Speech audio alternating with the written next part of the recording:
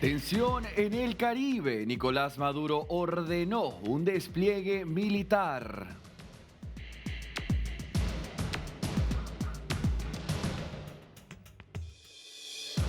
Alerta en Uruguay por la presencia del grupo terrorista Hezbollah.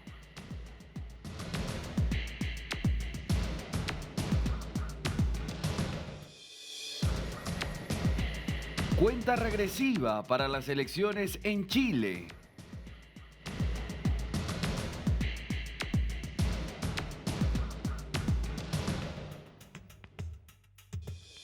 Estados Unidos, el Senado aprobó el proyecto para terminar el shutdown.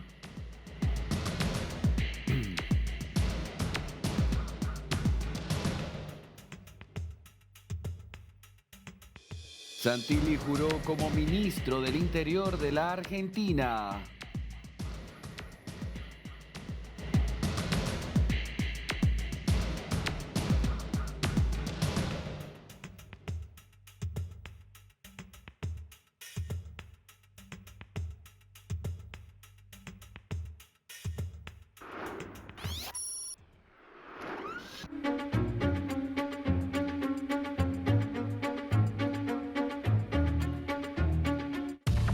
Latinoamérica, y esto sigue siendo tema de conversación, esta vez en el marco del arribo del portaaviones más poderoso de la flota de los Estados Unidos y del mundo entero, el USS Gerald Ford, que ya está en el control, en el área de control del Comando Sur.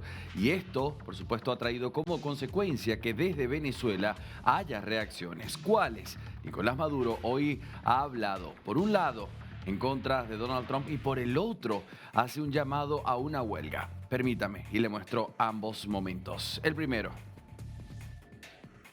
Estados Unidos discute tal cosa, que va a aprobar, que no va a aprobar. ¿Qué nos importa lo que diga el imperio norteamericano?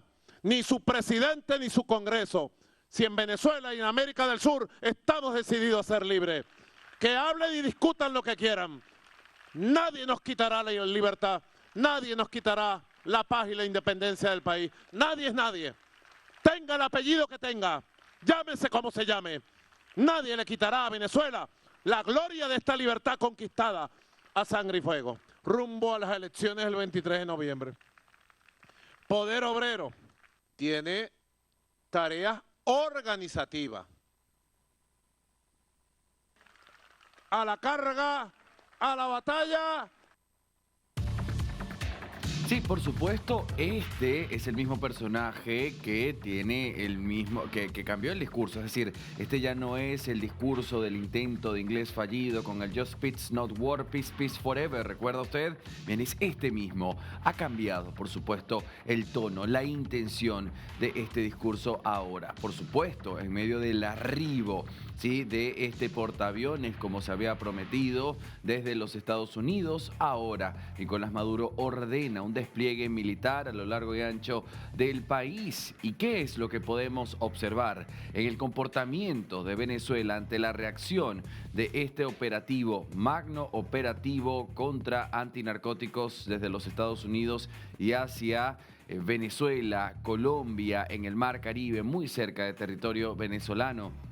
Fíjese que ya se ha ampliado la fuerza que utiliza Estados Unidos y el equipo militar. Ya no estamos hablando de los únicos destructores de un principio, el submarino nuclear, el escuadrón anfibio, sino que además hemos visto prácticas importantes, ejercicios militares que se realizan desde Puerto Rico. También hemos visto cómo fue la situación con Trinidad y Tobago, las sanciones directas que se ejercen en este momento sobre Gustavo Petro, su esposa, su hijo y también el ministro del Interior. Y Venezuela, por su parte, le ha pedido en este momento al pueblo a que salga a las calles. En el caso de que Nicolás Maduro pues se vea bajo la orden de los Estados Unidos de un ataque con intención de invadir a Venezuela. Vamos a escuchar y analizamos. Hoy por hoy la revolución tiene una fuerza y un poder que si el imperialismo llegara a dar un golpe de mano y hacer un daño desde el mismo momento en que se decretara la orden de operaciones, movilización y combate de todo el pueblo de Venezuela, la clase obrera venezolana decretaría una huelga general insurreccional y en este país no se movería un alfiler hasta tanto llegara el 13 de abril, el 13 y el 14 otra vez. El que entendió, entendió.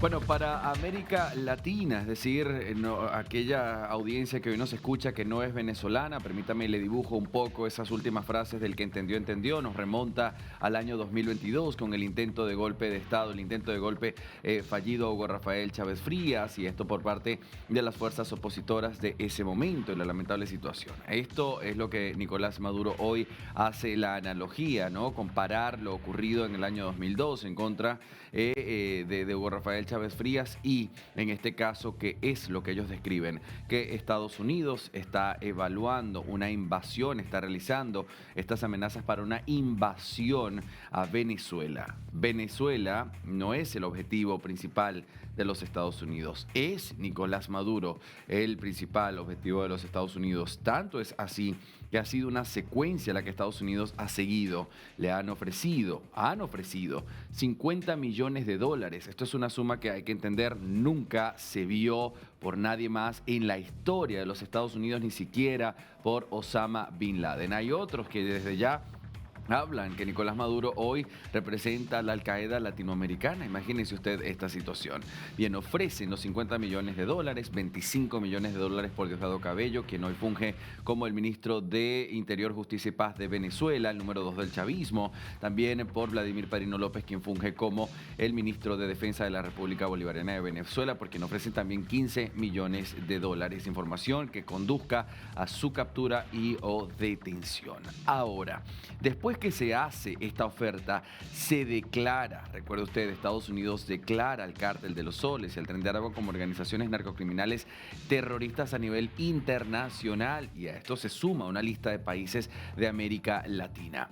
Hoy lo que está haciendo Venezuela es algo que históricamente, y si lo analizamos así, pues nos permite ver que es el comportamiento en el que se ha llevado el régimen castrista en Cuba a ser parte de una guerra, de un conflicto entre un país gigante, potencia como Estados Unidos, en contra de un líder en específico, pues expandir esa misma guerra, ese mismo conflicto al pueblo, de modo que esto lógicamente limita a los Estados Unidos a tener que hacer cualquier acción militar, de precisión, terrestre, pues al estar el pueblo en el medio, por supuesto limita ese accionar de los Estados Unidos. Estados Unidos hasta el momento, en estas más de 14 semanas, ha ejercido sin duda alguna una guerra psicológica de presión con el intento de implosionar, es decir, que o entreguen o se entregue. Y aunque usted escuchaba hace unos minutos a Nicolás Maduro gritar, sí, alzar la voz diciendo que no iban a callarlo, que el pueblo obrero, que la clase obrera y todo esto que usted escuchaba, pues fíjese que la situación ha hecho que tiemble justamente Nicolás Maduro y su gente en toda esta jornada de presión. No es una opinión mía, estos son los hechos. Estamos hablando de que le pidieron a la OEA que interviniera ante las amenazas de los Estados Unidos. También le pidió a Gustavo Petro, y esta noticia es reciente, de que se uniera en defensa. Un Gustavo Petro que por su lado también ha sostenido en varias oportunidades y hasta el hartazgo que Latinoamérica necesita unificación, integración latinoamericana. Habría que ver si esa unificación, si esa integración latinoamericana implicaría defensa por parte de Colombia ante cualquier acción de los Estados Unidos en contra de Nicolás Maduro y en contra del narcotráfico. Recuerde que Gustavo Petro también es parte de los objetivos de Colombia, no de manera directa como lo es Nicolás Maduro, pues a Gustavo Petro se le refiere como un presidente electo democráticamente en Colombia, aunque fíjese que ya hay importantes voces. Por ejemplo, Christopher Landó, este mismo mano derecha de Marco Rubio, ha dicho: es una pena, una vergüenza que el representante de Colombia sea Gustavo Petro, una vergüenza para los colombianos especialmente. ¿Y por qué? Porque Gustavo Petro también está en la mira de los Estados Unidos. Hoy forma parte de la lista Clinton, conocida así en Latinoamérica, esta lista negra que los pone allí bajo el ojo de los Estados Unidos por ser personas ligadas a enriquecimiento ilícito, a lavado de dinero, a juntarse con estas organizaciones criminales a nivel internacional. No solamente Gustavo Petro, su esposa, Nicolás Petro, su hijo, y también el ministro del Interior de Colombia, Armando Benedetti, quien es la mano derecha, el más cercano a Gustavo Petro. En medio de toda esta misma jornada hay que analizar que Nicolás Maduro estaba invitado a la CELAC allí en Colombia, invitado por su aliado Gustavo Petro, pero Nicolás Maduro no fue. Por supuesto entiende la situación, el riesgo que implicaría cuando él es un objetivo completamente buscado. Si bien, y el mundo puede en este momento llegar a decir, pero es que Nicolás Maduro no es el presidente del 28 de julio en esas elecciones que se robó, la realidad es esta: mientras Nicolás Maduro esté en Miraflores, mientras Nicolás Maduro esté allí, hay una inmunidad que por supuesto no permite que ningún país se acerque e invada, porque en este caso estaremos hablando de una injerencia. En este momento, Estados Unidos no está en búsqueda de una aclaratoria de lo que pasó el 28 de julio. En este momento, Estados Unidos no está hablando de un robo de elecciones. En este momento, Estados Unidos está buscando a Nicolás Maduro como el líder del cártel de los Soles, esta organización jugada, armada por altas fuerzas militares que permiten que se envíe la droga desde Colombia, desde Venezuela a Ecuador, y de Ecuador se expanda directamente hasta Norteamérica o hasta Europa, siguiendo las rutas del narcotráfico más conocidas. De hecho, esto es lo que se ha visto en los últimos ataques cinéticos letales, confirmados así por el mismo secretario de Guerra, antes de Defensa, hoy de Guerra, Pete Hegseth, quien siempre afirma: son lanchas de máxima velocidad con 4 motores encima que llevan a estos presuntos narcotraficantes y que además van por rutas en máxima velocidad, rutas conocidas del tráfico. La narrativa que en un inicio se daba desde Venezuela es que eran pescadores, una idea que se cayó muy fácilmente cuando empezaron a haber muchos más ataques, algunos nocturnos,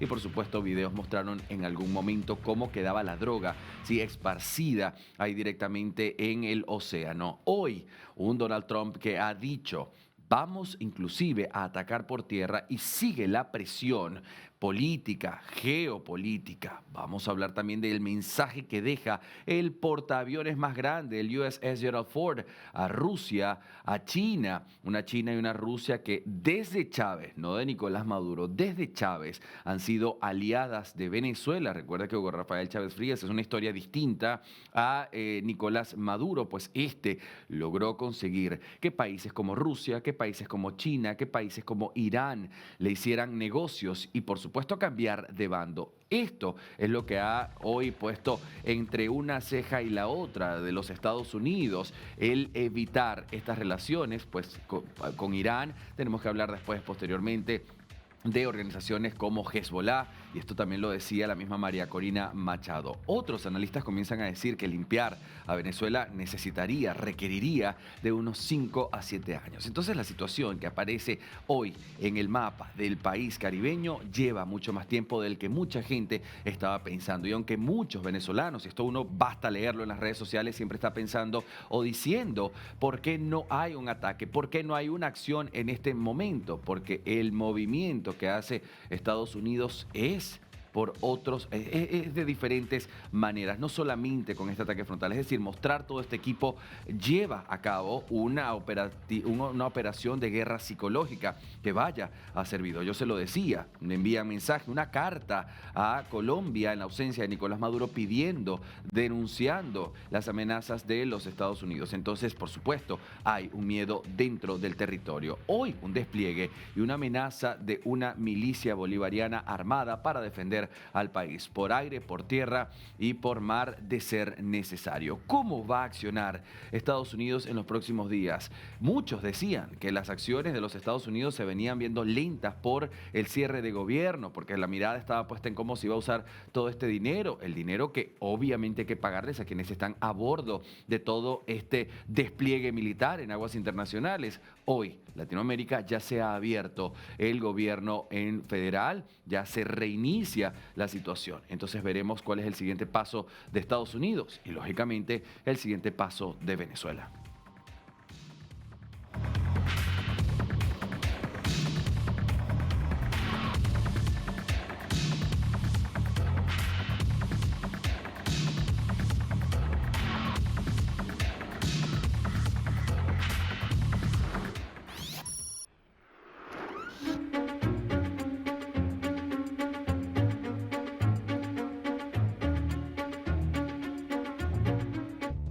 Latinoamérica, vamos ahora hasta Argentina para hablar de la jueza Julieta McIntosh envuelta en todo este escándalo por el documental clandestino, ilegal. Recuerde usted que se grababa para hablar, resaltar la muerte de Diego Armando Maradona, el astro del fútbol argentino. Hoy Julieta McIntosh ha dicho que siente mucha presión al ser obviamente centro de la atención una vez más. Ella dijo que hay testigos presionados para no presentarse. De hecho, en el marco de esto mismo debo compartir con usted que tanto Dalma como Yanina, las hijas de Diego Armando Maradona, pues han decidido que van a declarar mañana. Hoy la jueza suspendida vuelve a declarar en el jury en su contra por la filmación de este documental durante el juicio de la muerte de Diego Armando Maradona. Y ella dijo que hay testigos presionados para no presentarse. Julieta McIntosh hoy suspendida y sometida a este jury por haber permitido la filmación de un documental durante el juicio por la muerte de Maradona. Y este martes 11 vuelve a presentarse ante el Tribunal Oral en lo Criminal número 2 de San Isidro. McIntosh ha asegurado que el proceso disciplinario en su contra forma parte de 3 juicios, uno mediático, uno verdadero y uno oculto. Fíjense cuál de los tres con cuál de los tres pueden lidiar. Es lo que desafía la magistrada, que enfrenta cargos por supuesta falta de decoro y violación de deberes éticos. Insiste en que no hubo nada clandestino en la filmación que originó todo este escándalo. Durante su exposición, McIntosh se ha mostrado afectada cuando mencionó que en el jury se habló de su padre y de su hermano. Ella dijo: esto me afecta a mí, a mi apellido. La recusación era un intento que se venía pensando hace rato, y esto lo dijo con la voz quebrada. El jueves 13 concluirá la ronda de testimoniales y recién entonces allí el tribunal definirá los pasos a seguir en el proceso. Voy a estar presente durante todo el tiempo que dure el jury, prometió McIntosh antes de retirarse del edificio judicial.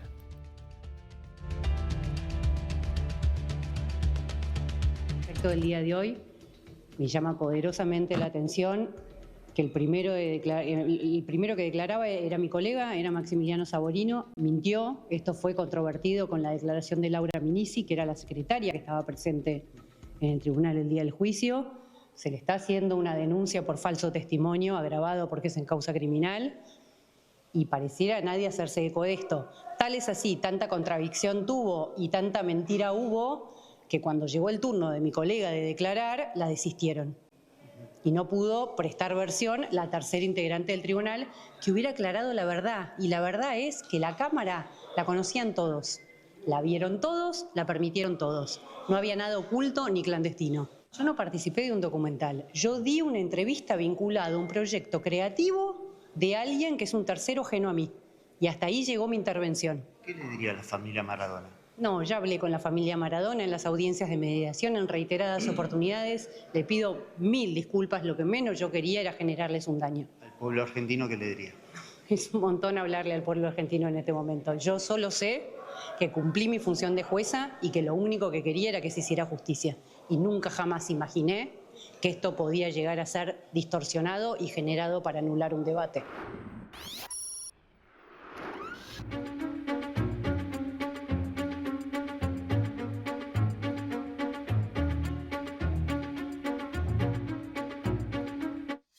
Latinoamérica y el Senado finalmente aprobó Sí, lo que se necesitaba para la reapertura del cese de gobierno más largo en la historia de los Estados Unidos, el shutdown que duró más de 41 días para ser más específico. Finalmente que se llevaron a cabo los votos y esta vez el ponerse de acuerdo con el presupuesto, el budget 2026, pues ya está en camino. Esto ha dejado grandes consecuencias. Por ejemplo, en los vuelos que se han visto afectados en gran cantidad, unos 10.000 vuelos al menos mencionamos la última vez, y que lamentablemente esto, a pesar de ya no existir este cese de gobierno, van a continuar. Pues el mismo presidente Donald Trump habló a todos los controladores de aire, del tráfico aéreo, y les dijo: vuelvan todos a trabajar ahora. Y aquellos que no faltaron, que hicieron horas extras, que mantuvieron, sí, el corazón patriota, decía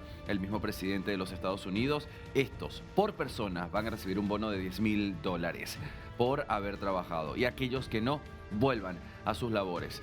Si no, despídanse entonces. Era lo que decía el mismo presidente Donald Trump en esta jornada. Permítame, les pongo en contexto de lo que pasó dentro del Senado. Tras semanas de parálisis estatal y protestas, el Senado dio finalmente la luz verde a la ley que ahora deberá debatir la Cámara de Representantes. Aprobó ayer lunes pues una ley que pone fin al cierre más largo de la administración en la historia del país, con una votación de 60-40. La Cámara Alta destrabó un estancamiento de semanas que había afectado a millones de ciudadanos y paralizado servicios esenciales. El texto fue respaldado por casi todos los republicanos y 8 senadores demócratas, quienes intentaron sin éxito vincular la financiación del gobierno con la extensión de los subsidios sanitarios que expiran este año. Y aunque el acuerdo prevé una votación en diciembre sobre esos beneficios, no garantiza su continuidad para los 24 millones de estadounidenses alcanzados por los programas.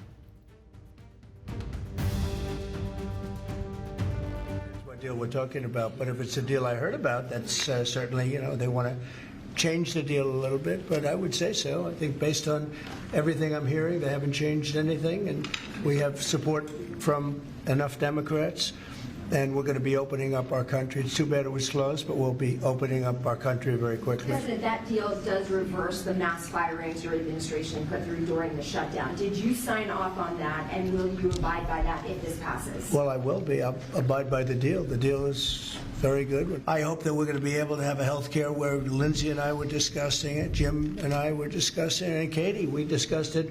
We want a health care system where we pay the money to the people instead of the insurance companies. And I tell you, we're going to be working on that very hard over the next short period of time, where the people get the money. We're talking about trillions and trillions of dollars, where the people get the money.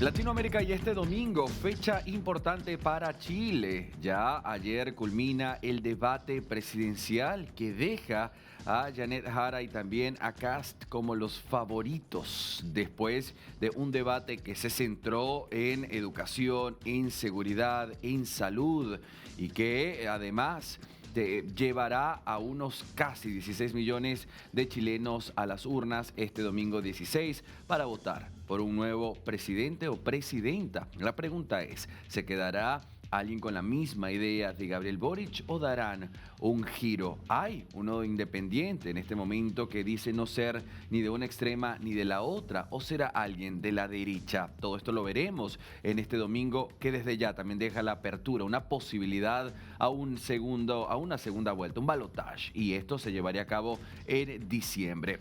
Toda esta programación, la cobertura de las elecciones de Chile, la cobertura de las elecciones del referéndum popular de Ecuador, domingo 16 de noviembre, como de costumbre, en nuestra señal.